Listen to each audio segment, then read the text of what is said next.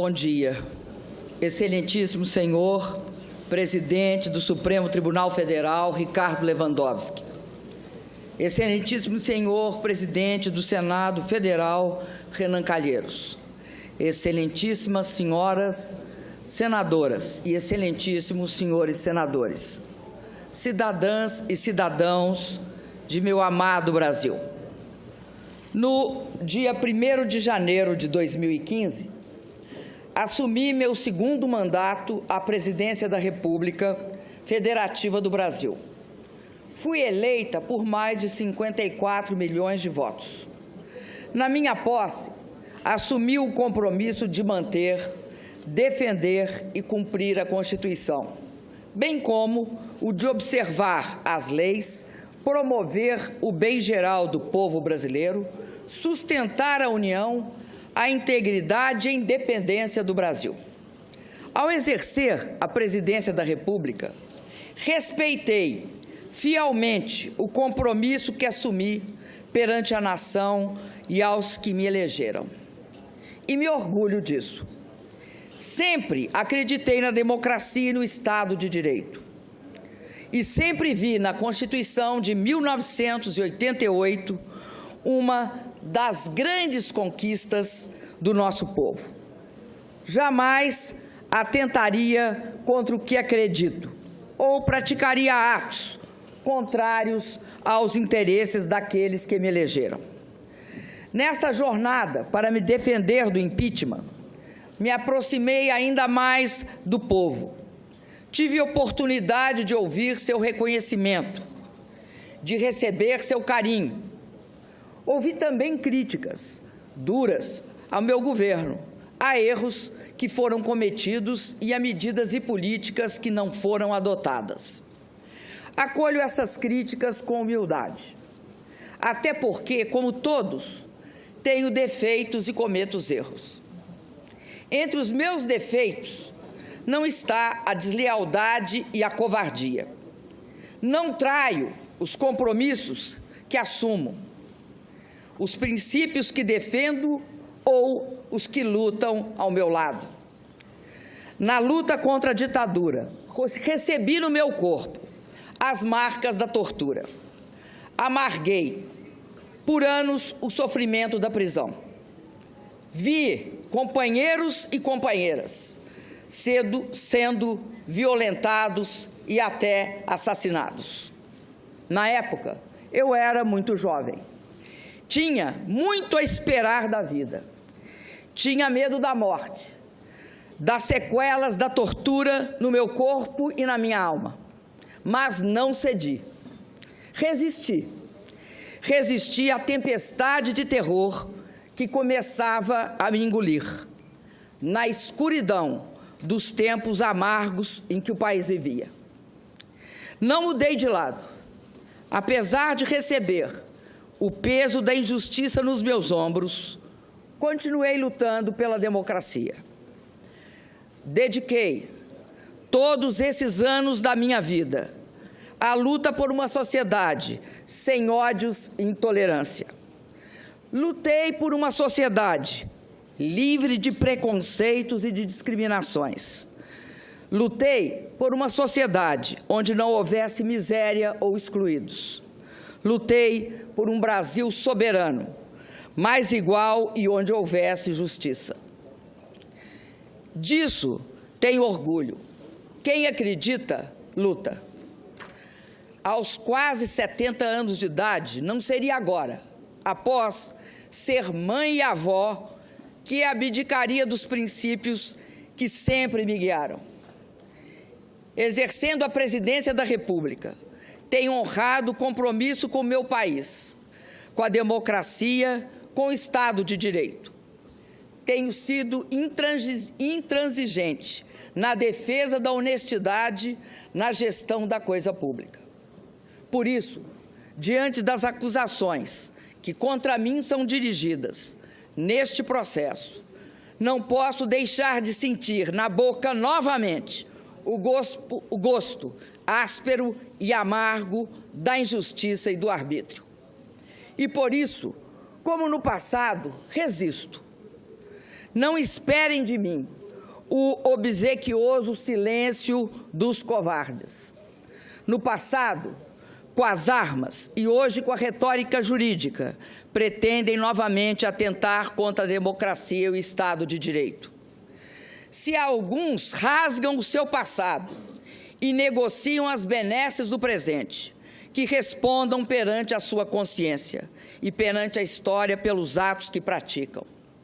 A mim, cabe lamentar pelo que foram e pelo que se tornaram. E resistir, resistir sempre. Resistir para acordar as consciências ainda adormecidas, para que juntos finquemos o pé no terreno que está do lado certo da história, mesmo que o chão trema e ameace de novo nos engolir. Não luto pelo meu mandato, por vaidade ou por apego ao poder, como é próprio dos que não têm caráter, princípios ou utopias a conquistar. Luto pela democracia, pela verdade e pela justiça. Luto pelo povo do meu país, pelo seu bem-estar. Muitos hoje me perguntam, de onde vem a minha energia para prosseguir? Vem do que acredito. Posso olhar para trás e ver tudo o que fizemos, olhar para frente e ver tudo o que ainda precisamos e podemos fazer.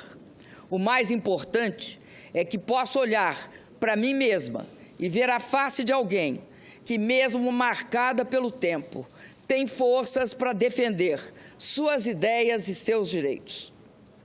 Sei que em breve, e mais uma vez na vida, serei julgada.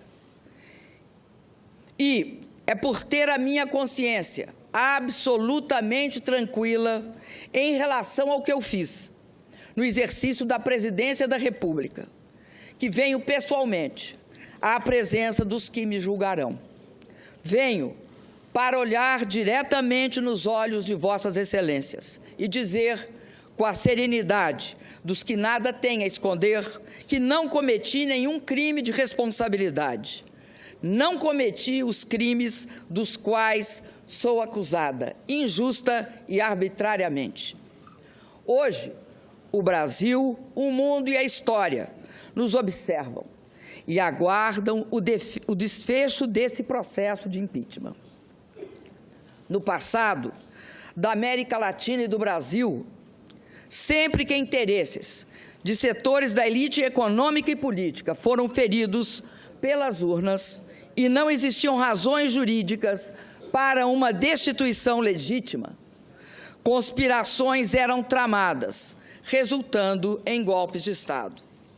O presidente Getúlio Vargas, que nos legou a CLT e a defesa do patrimônio nacional, sofreu uma implacável perseguição, a hedionda trama orquestrada pela chamada República do Galeão, que o levou ao suicídio.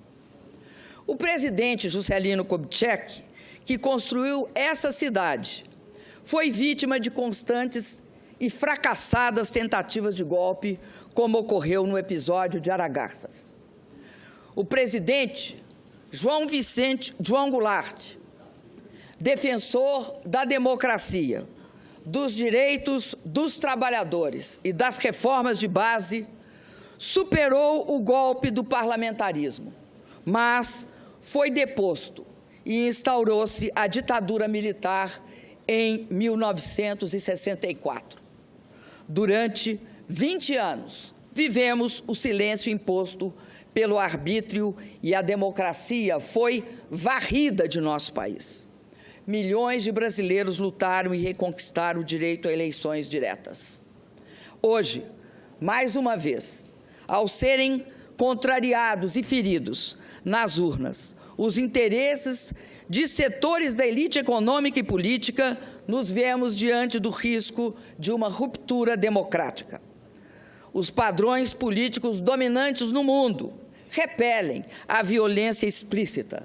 Agora, a ruptura democrática se dá por meio da violência moral e de pretextos constitucionais, para que se empreste aparência de legitimidade ao governo que assume sem o amparo das urnas. Invoca-se a Constituição para que o mundo das aparências encubra hipocritamente o mundo dos fatos. As provas produzidas deixam claro e inconteste que as acusações contra mim dirigidas são meros pretextos, embasados por uma frágil retórica jurídica. Nos últimos dias, novos fatos evidenciaram outro aspecto da trama que caracteriza esse processo de impeachment.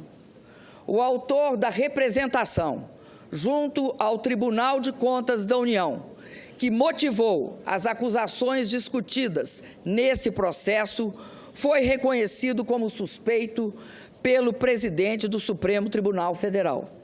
Soube-se ainda, pelo depoimento do auditor responsável pelo parecer técnico, que ele havia ajudado a elaborar a própria representação que auditou. Fica claro a parcialidade, a trama na construção das teses por eles defendidas. São pretextos, apenas pretextos para derrubar, por meio de um processo de impeachment, sem crime de responsabilidade, um governo legítimo, escolhido em eleição direta, com a participação de 110 milhões de brasileiros e brasileiras. O governo de uma mulher que ousou ganhar 2 eleições presidenciais consecutivas. São pretextos para viabilizar um golpe na Constituição, um golpe que, se consumado, resultará na eleição indireta de um governo usurpador. A eleição indireta de um governo que, já na sua interinidade, não tem mulheres comandando seus ministérios, quando o povo nas urnas escolheu uma mulher para comandar o país.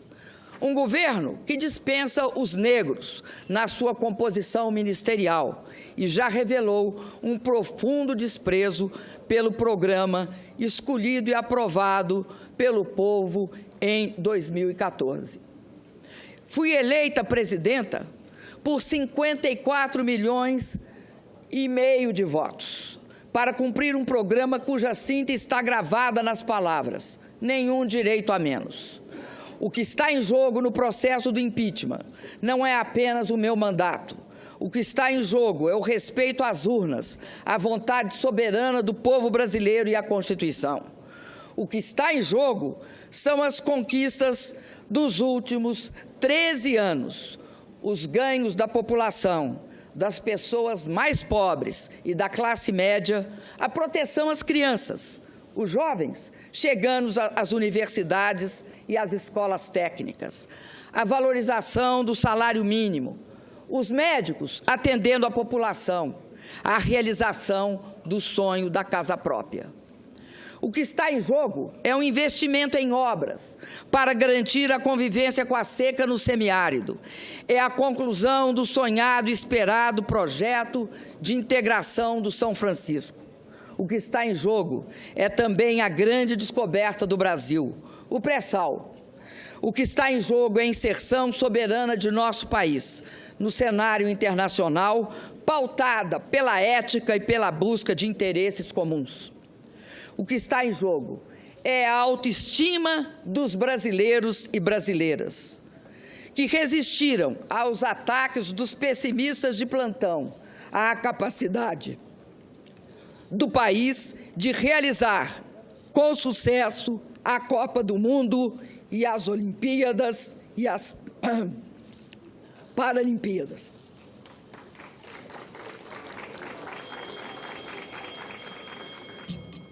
Peço que não se manifestem, por favor. Repito, o que está em jogo é a autoestima dos brasileiros e brasileiras, que resistiram aos ataques dos pessimistas de plantão, a capacidade do país de realizar com sucesso a Copa do Mundo e as Olimpíadas e as Paralimpíadas.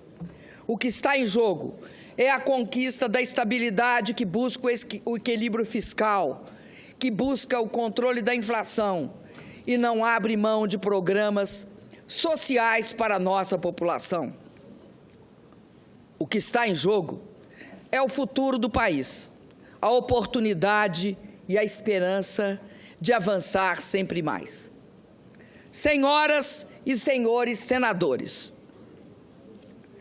no presidencialismo previsto na Constituição, na nossa Constituição, não basta a eventual perda de maioria parlamentar para afastar um presidente. Há que se configurar crime de responsabilidade. E está claro que não houve tal crime. Não é legítimo, como querem os meus acusadores, afastar o chefe de Estado e de governo por não concordarem com o conjunto da obra. Quem afasta o presidente pelo conjunto da obra é o povo, e só o povo nas eleições. E nas eleições, o programa de governo vencedor não foi este agora instalado e desenhado pelo governo interino e defendido pelos meus acusadores. O que pretende o governo interino, se transmudado em efetivo, é um verdadeiro ataque às conquistas dos últimos anos. Desvincular o piso das aposentadorias e pensões do salário mínimo será a destruição do maior instrumento de distribuição de renda do país, que é a Previdência Social. O resultado será mais pobreza, mais mortalidade infantil e a decadência dos pequenos municípios pelo país afora. A revisão dos direitos e garantias sociais previstos na CLT e a proibição do saque do Fundo de Garantia na demissão do trabalhador são ameaças que pairam sobre a população brasileira, caso prospere o impeachment sem crime de responsabilidade. Conquistas importantes para as mulheres, os negros e as populações LGBT estarão comprometidas pela submissão a princípios ultraconservadores. O nosso patrimônio estará em questão, com os recursos e resultados do pré-sal, as riquezas naturais e minerárias, sendo fortemente ameaçadas e, em muitos casos, privatizadas. A ameaça mais assustadora desse processo de impeachment sem crime de responsabilidade é congelar, por inacreditáveis 20 anos, as despesas com saúde, educação, saneamento e habitação. É impedir que, por 20 anos, mais crianças e jovens tenham acesso às escolas, que, por 20 anos, as pessoas possam ter melhor atendimento à saúde, que, por 20 anos, as famílias possam sonhar com a casa própria. Senhor presidente Ricardo Lewandowski, senhoras e senhores senadores, a verdade é que o resultado eleitoral de 2014 foi um rude golpe em setores da elite conservadora brasileira. Desde a proclamação dos resultados eleitorais, os partidos que apoiavam o candidato derrotado nas eleições fizeram de tudo para impedir a minha posse e a estabilidade do meu governo. Disseram que as eleições haviam sido fraudadas, pediram auditoria nas urnas, impugnaram minhas contas eleitorais e, após a minha posse, buscaram de forma desmedida quaisquer fatos que pudessem justificar retoricamente um processo de impeachment.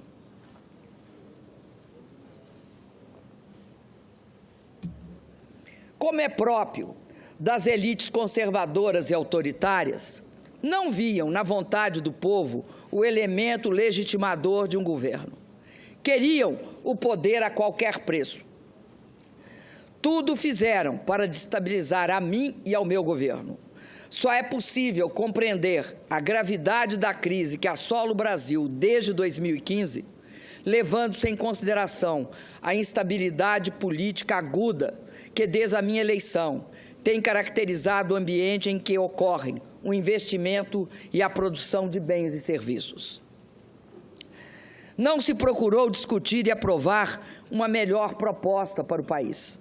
O que se pretendeu permanentemente foi a afirmação do quanto pior, melhor, na busca obsessiva de se desgastar o governo, pouco importando os resultados danosos desta desta questionável ação política para toda a população. A possibilidade de impeachment tornou-se assunto central da pauta política e jornalística, apenas 2 meses após minha reeleição, apesar da evidente improcedência dos motivos para justificar esse movimento radical. Nesse ambiente de turbulências e incertezas, o risco político permanente, provocado pelo ativismo de parcela considerável da oposição, acabou sendo um elemento central para a retração do investimento e para o aprofundamento da crise econômica.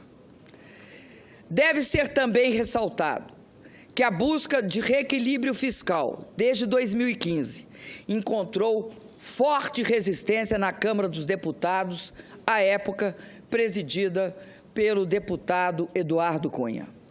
Os projetos enviados pelo governo foram rejeitados, parcial ou integralmente. Pautas bombas foram apresentadas e algumas aprovadas. As comissões permanentes da Câmara, em 2016, só funcionaram a partir do dia 5 de maio, ou seja, uma semana antes da aceitação do processo de impeachment pela Comissão do Senado Federal. Os senhores e as senhoras senadores sabem que o funcionamento dessas comissões era e é absolutamente indispensável para a aprovação de matérias que interferem no cenário fiscal e possam encaminhar a saída para a crise. Foi criado, assim, o desejado ambiente de instabilidade política, propício à abertura do processo de impeachment sem crime de responsabilidade. Sem essas ações, o Brasil certamente estaria em uma situação melhor, política, econômica e fiscal do que está hoje. Muitos articularam e votaram contra propostas que durante toda a vida defenderam, sem pensar nas consequências que seus gestos trariam para o país e para o povo brasileiro. Queriam aproveitar a crise econômica, porque sabiam que assim que meu governo viesse a superá-la, sua aspiração de acesso ao poder haveria de ficar sepultada por mais um longo período. Mas, a bem da verdade, as forças oposicionistas somente conseguiram levar adiante o seu intento quando outra poderosa força política a eles se agregou. A força política dos que queriam evitar a continuidade da sangria de setores da classe política, motivada pelas investigações sobre a corrupção e o desvio do dinheiro público. É notório que durante o meu governo e o do presidente Lula foram dadas todas as condições para que as investigações fossem realizadas. Propusemos importantes leis que dotaram os órgãos competentes de condições para investigar e punir os culpados. Assegurei a autonomia do Ministério Público. Não permiti qualquer interferência política na atuação da Polícia Federal. Contrariei interesses.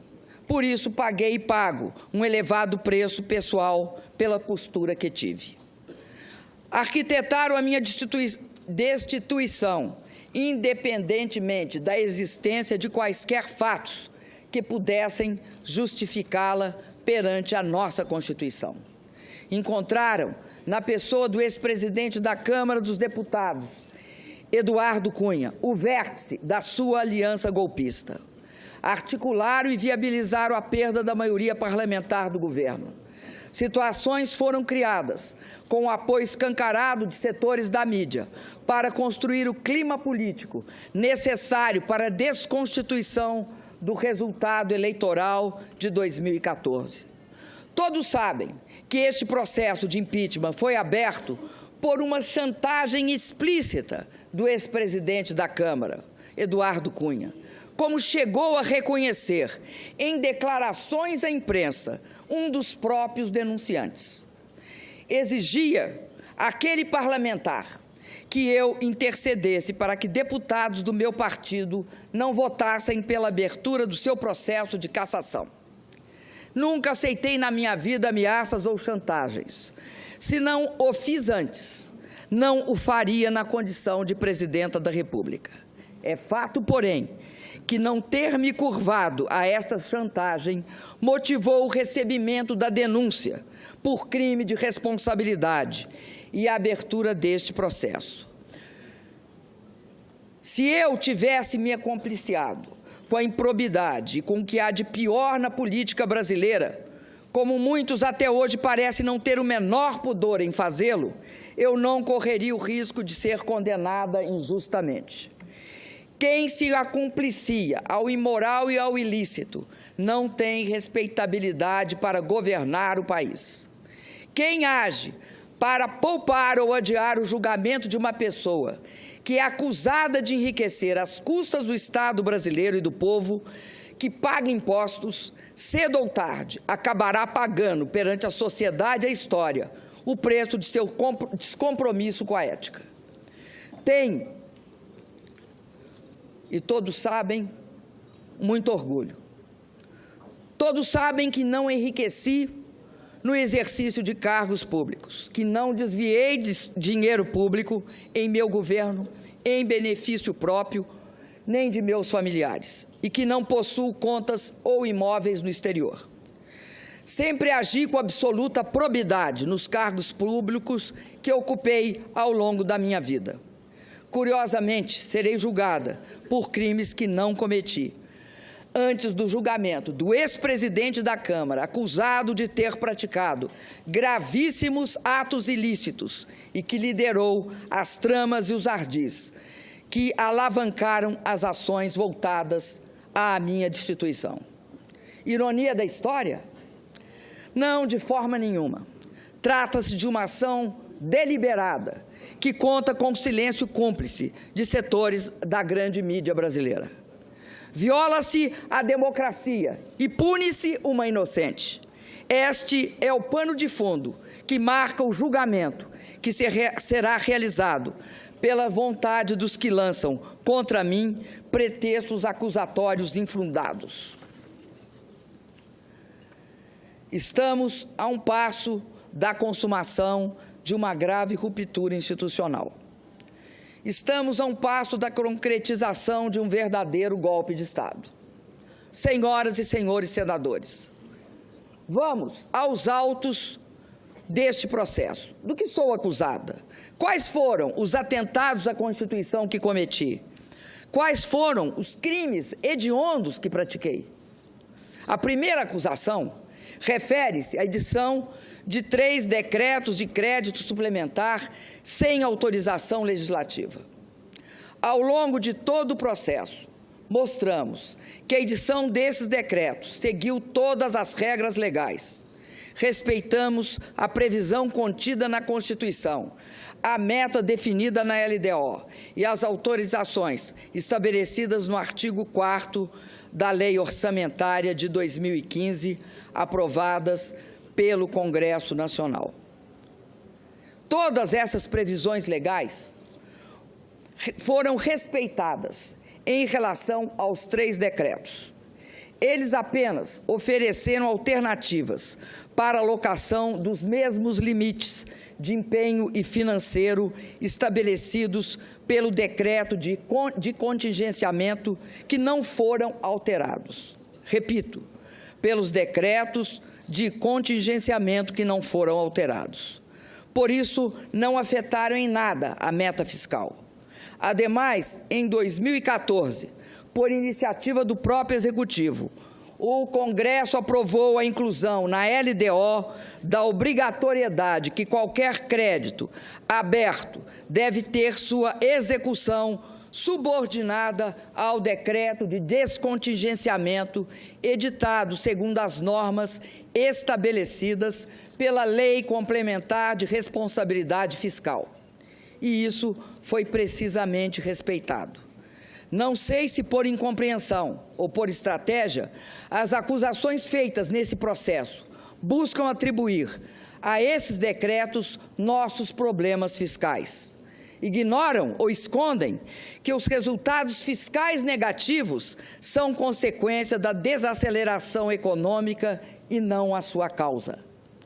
Escondem que, em 2015, com o agravamento da crise, tivemos uma expressiva queda de receita ao longo de todo o ano.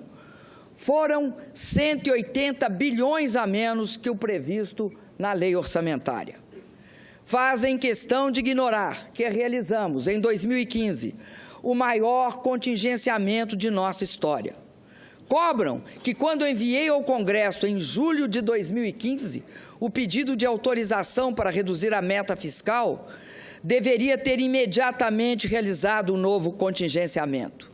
Não o fiz porque segui o procedimento, que não foi questionado pelo Tribunal de Contas da União ou pelo Congresso Nacional na análise das contas de 2009. Além disso, a responsabilidade com a população justifica também nossa decisão.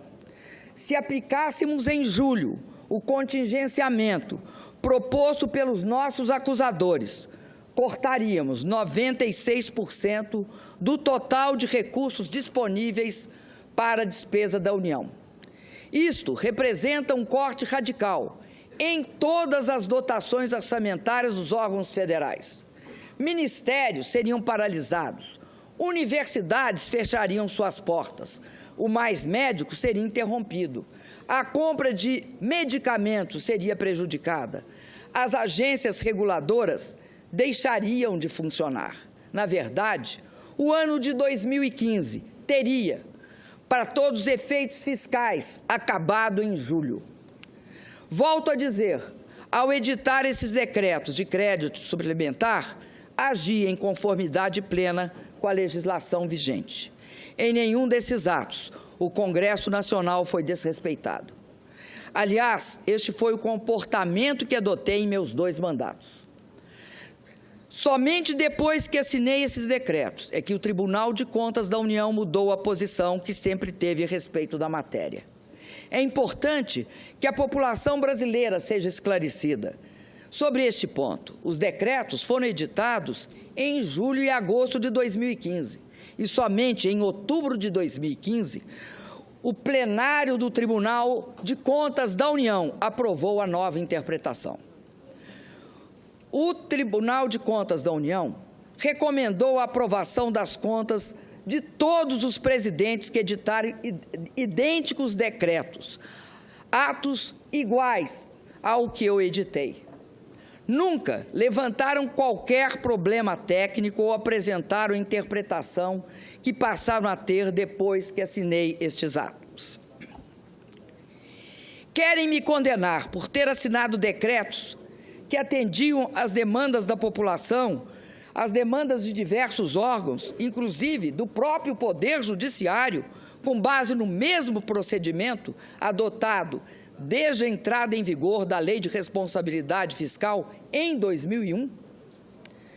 Por ter assinado decretos que, somados, não implicaram, como provado nos autos, em nenhum centavo de gastos a mais para prejudicar a meta fiscal?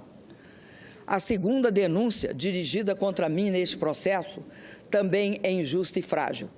Afirma-se que o alegado atraso nos pagamentos das subvenções econômicas devidas ao Banco do Brasil no âmbito da execução do Programa de Crédito Rural, Plano Safra, para agricultura comercial e para agricultura familiar equivale a uma operação de crédito, o que estaria vedado pela Lei de Responsabilidade Fiscal. Como minha defesa e várias testemunhas já relataram, a execução do Plano Safra é regida por uma lei de 1992, que atribui ao Ministério da Fazenda a competência de sua normatização, inclusive em relação à própria atuação do Banco do Brasil. A Presidenta da República não pratica nenhum ato em relação à execução do Plano Safra. Parece óbvio, além de juridicamente justo, que eu não seja acusada por um ato inexistente. A controvérsia quanto à existência de operações de crédito surgiu novamente de uma interpretação do TCU cuja decisão definitiva foi emitida em dezembro de 2015. Novamente, é uma tentativa de dizer que cometi um crime antes da definição da tese de que haveria um crime.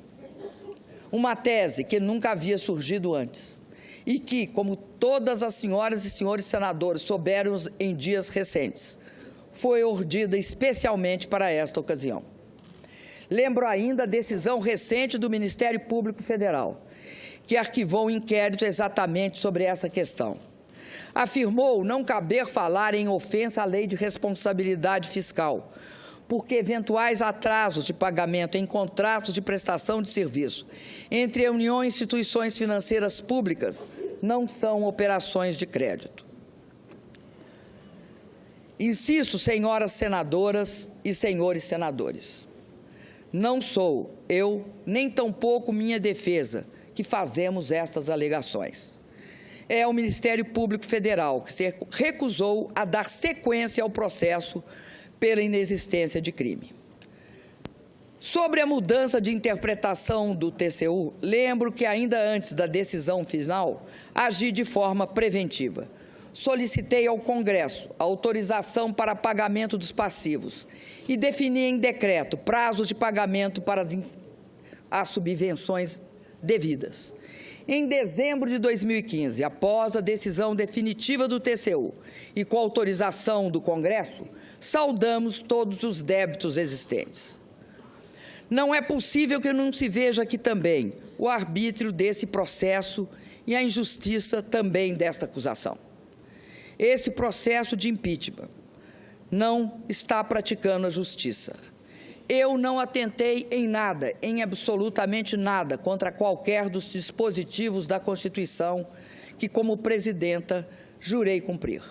Não pratiquei ato ilícito. Está provado que não agi dolosamente em nada. Os atos praticados estavam inteiramente voltados ao interesse da sociedade. Nenhuma lesão trouxeram ao erário ou ao patrimônio público. Volto a afirmar, como fez a minha defesa durante todo o tempo, que este processo está marcado, do início ao fim, por um clamoroso desvio de poder. É isso que explica a absoluta fragilidade das acusações que contra mim são dirigidas. Tem-se afirmado que esse processo de impeachment seria legítimo, porque os ritos e os prazos teriam sido respeitados. No entanto, para que seja feita justiça e a democracia se imponha, a forma só não basta. É necessário que o conteúdo de uma sentença também seja justo. E, no caso, jamais haverá justiça na minha condenação. Ouso dizer que, em vários momentos, esse processo se desviou clamorosamente daquilo que a Constituição e os juristas denominam o devido processo legal. Não há respeito ao devido processo legal quando a opinião condenatória de grande parte dos julgadores é divulgada e registrada pela grande imprensa antes do exercício final do direito de defesa. Não há respeito ao devido processo legal quando os julgadores afirmam que a condenação não passa de uma questão de tempo, porque votarão contra mim de qualquer jeito. Nesse caso, o direito de defesa será exercido apenas formalmente, mas não será apreciado substantivamente nos seus argumentos e nas suas provas. A forma existirá apenas para dar aparência de legitimidade ao que é ilegítimo por essência. Senhoras e senhores senadores, nesses meses, me perguntaram inúmeras vezes por que eu não renunciava, para encurtar este capítulo tão difícil da minha vida. Jamais o faria, porque tenho compromisso inarredável com o Estado democrático de direito.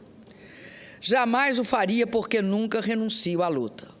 Confesso a vossas excelências, no entanto, que a traição, as agressões verbais e a violência do preconceito me assombraram. E, em alguns momentos, muito me magoaram. Mas foram sempre superadas, em muito, pela solidariedade, pelo apoio e pela disposição de luta de milhões de brasileiras e brasileiros pelo país afora. por meio de manifestações de rua, reuniões, seminários, livros, shows, mobilizações na internet. Nosso povo esbanjou criatividade e disposição para a luta contra o golpe. As mulheres brasileiras têm sido, neste período, um esteio fundamental para minha resistência. Me cobriram de flores e me protegeram com sua solidariedade. Parceiras incansáveis de uma batalha em que a misoginia e o preconceito mostraram suas garras. As brasileiras expressaram neste combate pela democracia e pelos direitos sua força e resiliência. Bravas mulheres brasileiras que tenho a honra e o dever de representar como primeira mulher presidenta da República. Chego à última etapa deste processo, comprometida com a realização de uma demanda da maioria dos brasileiros: convocá-los a decidir nas urnas sobre o futuro de nosso país. Diálogo, participação e voto direto e livre são as melhores armas que temos para preservar a democracia. Confio que as senhoras senadoras e os senhores senadores farão justiça. Tenho a consciência tranquila. Não pratiquei nenhum crime de responsabilidade. As acusações dirigidas contra mim são injustas e descabidas. Cassar em definitivo meu mandato é como me submeter a uma pena de morte política. Esse é o segundo julgamento a que sou submetida em que a democracia tem assento junto comigo no banco dos réus. Na primeira vez, fui condenada por um tribunal de exceção. Daquela época, além das marcas dolorosas da tortura, ficou o registro em uma foto da minha presença diante dos meus algozes, no momento em que eu os olhava, de cabeça erguida, enquanto eles escondiam os rostos com medo de serem reconhecidos e julgados pela história. Hoje, 4 décadas depois, não há prisão ilegal, não há tortura. Meus julgadores chegaram aqui pelo voto, mesmo voto popular que me conduziu à presidência. Tenho por todos, por isso, o maior respeito, mas continuo de cabeça erguida, olhando nos olhos dos meus julgadores. Apesar das diferenças, das grandes diferenças, sofro de novo com o sentimento de injustiça e o receio de que, mais uma vez, a democracia seja condenada junto comigo. E não tenho dúvida que também, desta vez, todos nós seremos julgados pela história. Por 2 vezes, vi de perto a face da morte. Quando fui torturada por dias seguidos, submetida a sevícias que nos faziam duvidar da humanidade e do próprio sentido da vida. E quando uma doença grave e extremamente dolorosa poderia ter abreviado a minha existência. Hoje, eu só temo a morte da democracia, pela qual muitos de nós, aqui neste plenário, lutamos com o melhor dos nossos esforços. Reitero, respeito os meus julgadores. Não nutro rancor por aqueles que votarão pela minha destituição. Respeito e tenho muito apreço por aqueles que têm lutado bravamente pela minha absolvição, aos quais serei eternamente grata. Neste momento, quero me dirigir aos senadores, que mesmo sendo de oposição a mim e ao meu governo, estão indecisos. Lembrem-se que no regime presidencialista e sob a égide da nossa Constituição, uma condenação política exige obrigatoriamente a ocorrência de um crime de responsabilidade, cometido dolosamente e comprovado de forma cabal. Lembrem-se do terrível precedente que a decisão pode abrir para outros presidentes que virão, governadores e prefeitos, atuais e futuros. Condenar sem provas substantivas, condenar um inocente. É esse o precedente. Faço um apelo final a todos os senadores. Não aceitem um golpe que, em vez de solucionar, agravará a crise brasileira. Peço que façam justiça a uma presidente honesta, que jamais cometeu qualquer ato ilegal na vida pessoal ou nas funções públicas que exerceu. Votem sem ressentimento. O que cada senador sente por mim e o que nós sentimos uns pelos outros importa menos, neste momento, do que aquilo que todos nós sentimos pelo país e pelo povo brasileiro. Peço, votem contra o impeachment, votem pela democracia. Muito obrigada.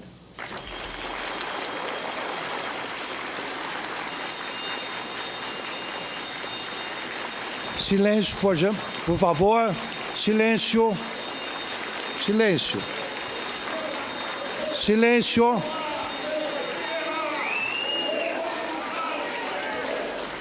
Silêncio. Silêncio. Está suspensa a sessão.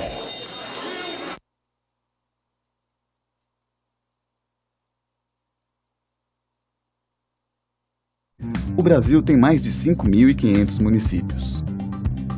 O maior é Altamira, no Pará, com área maior do que a do estado de Santa Catarina. O mais populoso é São Paulo, com mais de 11 milhões de habitantes. Já em Serra da Saudade, Minas Gerais, moram pouco mais do que 800 pessoas. E todos esses brasileiros são representados pelos 81 senadores. Senado Federal, a Casa da Federação, a Casa do Brasil. Até o dia 15 de setembro, você pode opinar sobre violência contra o idoso no Brasil. Vá à página senado.leg.br. No canto inferior, você verá a enquete. Clique e você será direcionado a uma página do Data Senado. Sua opinião é muito importante para nós. Agora é lei. Fazer revista íntima em mulheres em seus ambientes de trabalho é proibido. Empresas que infringirem a nova regra podem sofrer multa de R$20 mil. Em caso de reincidência, esse valor pode dobrar. O Senado votou. Agora é lei. Tem coisas que só as pessoas que trabalham no campo sabem. A gente pode controlar as máquinas, mas não controla os ventos, não controla as chuvas, não controla o clima, nem o resultado da nossa colheita. Então, como é que a gente vai controlar uma queimada durante as...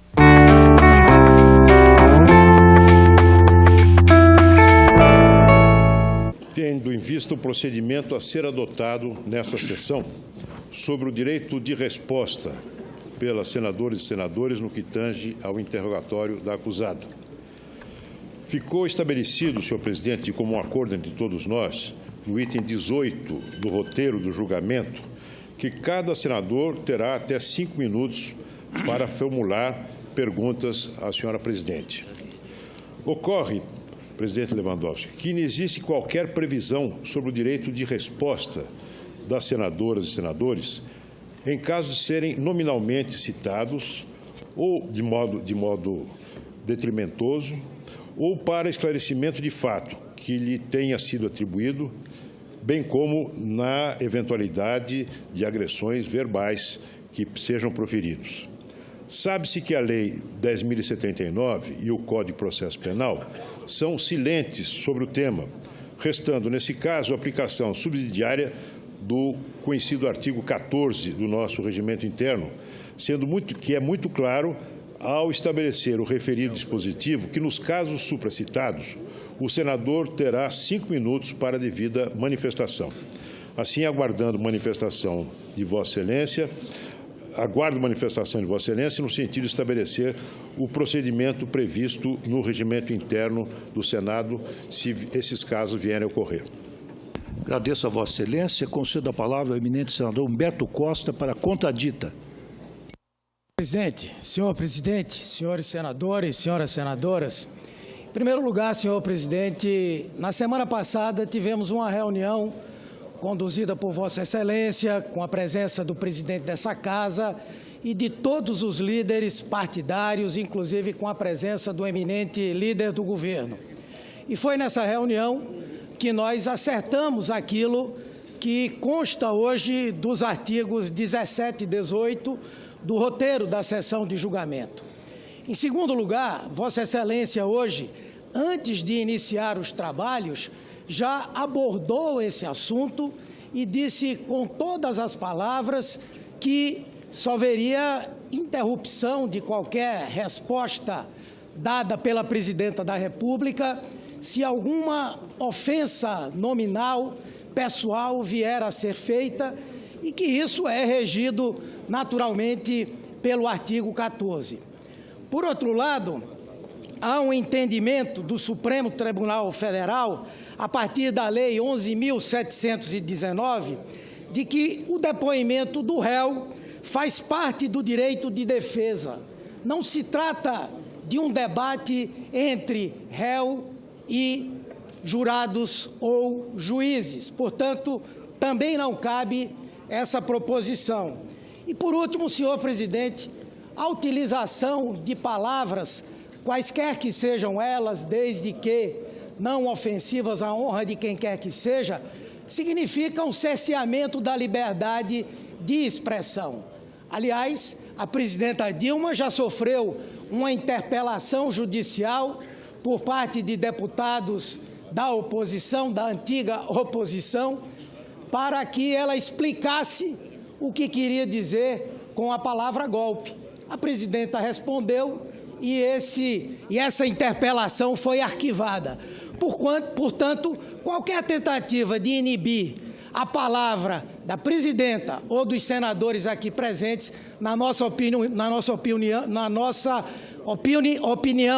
humildemente, Excelência, seria uma restrição à nossa liberdade de expressão. Por isso eu peço a Vossa Excelência que indefira essa questão de ordem. Pois não. Vou decidir. Queria dizer a Vossas Excelências que, como já observei em sessão anterior, em assentada anterior, porque a sessão é a mesma, que atualmente a lei, a doutrina e a jurisprudência consideram o interrogatório o ato culminante do processo penal. Exatamente o momento em que os acusados exercem a plenitude de seu direito de defesa. Neste momento, neste ato processual que ora realizamos, a senhora Presidenta da República, ela está defendendo o seu mandato, a sua honra pessoal e a sua biografia. Portanto, é natural que nós concedamos a ela uma amplitude maior de expressão. As senhoras senadoras e os senhores senadores aqui exercem o papel de juízes, não são acusadores, não são acusadores. A acusação está sendo competentemente exercida pelo professor Miguel Reale e pela professora Janaína Pascoal.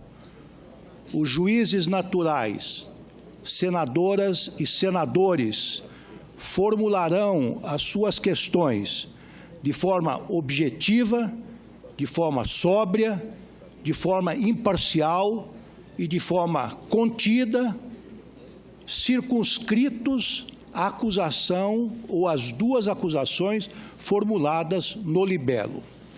No entanto, como eu acertei naquela reunião que tivemos com as lideranças, caso alguma senadora ou algum senador seja injuriado por qualquer forma, coisa que não acredito, tenho a convicção que isso não acontecerá, este presidente garantirá, após a resposta da senhora presidente, garantirá a palavra para que ele possa, eventualmente, repelir a injúria.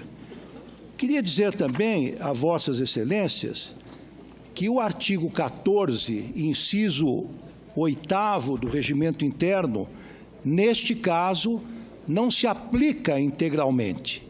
Ele deve ficar ou deve ser aplicado com temperamento pelo presidente da República, nesta hipótese, pelo presidente do Supremo Tribunal Federal, nesta hipótese a qual eu me referi, no caso de algum senador ou senadora seja injuriado.